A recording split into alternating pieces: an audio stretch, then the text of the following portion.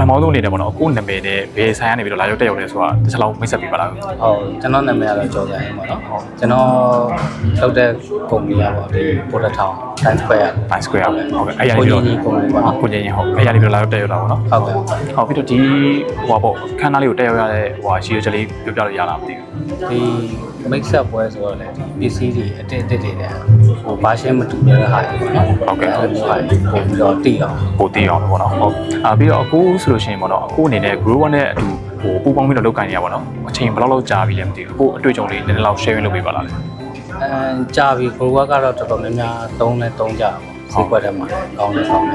ဒီနောက်တော့အာမခံမှုပိုင်းနေတယ်နောက်ကကြတော့ဒီ service ပိုင်းနေအဲ့လိုမျိုးတခု error တက်တဲ့ပိုင်းဆိုရင်အလုံးလိုက်ပြန်ချိန်နေတာ အကုန်လုံးပြန်ချိန်ပေးရတဲ့ပိုင်းလုပ်ပေးရပါ အဆင်ပြေပါဟုတ်ကဲ့ဟုတ်ပြီးတော့ဟိုပါဘောနော်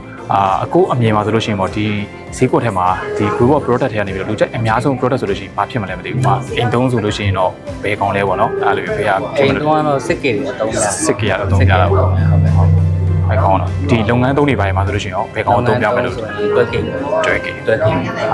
အဲ့ကောင်းဟုတ်အခုလိုမျိုးဟိုဖြည့်ပြီးတော့ကျေးဇူးတင်ပါတယ်ပေါ့ဟုတ်ကဲ့ပါဟုတ်ကျေးဇူးပါ